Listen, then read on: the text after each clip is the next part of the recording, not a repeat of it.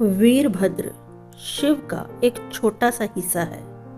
शिव खुद हिंसा नहीं करना चाहते थे, तो उन्होंने अपना एक बाल लिया और उसे वीरभद्र में बदल दिया। शिव के जीवन में एक ऐसी स्थिति पैदा हुई जहां एक बहुत बड़ा अन्याय हुआ था, जिसकी वजह से उनकी पत्नी सती उसका शिकार हुई और उन्होंने खुद को जला लिया था।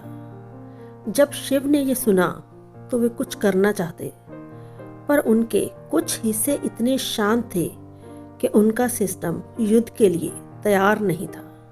तो उन्होंने अपना एक बाल निकाला और उससे वीरभद्र को पैदा किया। वीर यानी बहादुर या साहसी। वीर शब्द असल में वीर्य से बना है। वीर्य का अर्थ है शुक्राणु, यानी वो बीज जिससे मनुष्य का जन्म होता है। ये दोनों पहलू आपस में जुड़े हुए हैं, यानी शिव के जीवन का महत्वपूर्ण पहलू यह है कि उन्होंने अपना शुक्राणु नहीं गिराया।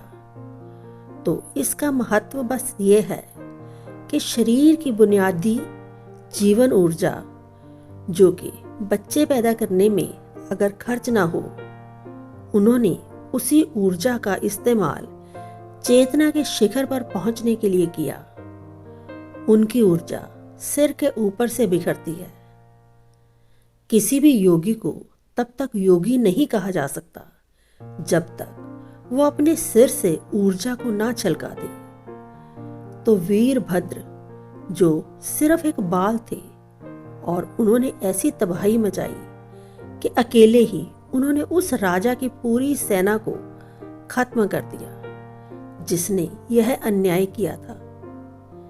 इस कहानी से यह बताने की कोशिश की गई है कि क्योंकि शिव ने अपने सिर के ऊपर से अपना वीर्य छलकाया था, इसलिए उनके बाल इतने शक्तिशाली थे कि सिर के एक बाल से पूरी सेना नष्ट हो गई। और एक बार जब कोई इंसान बच्चे पैदा करने की प्रक्रिया में शामिल नहीं होता है, तब स्वाभाविक रूप से उसका शरीर से लगाव बहुत कम हो जाता है।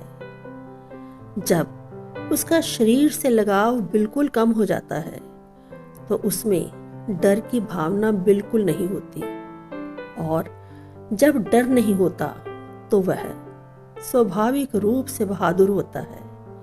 वीरता इसी का परिणाम है।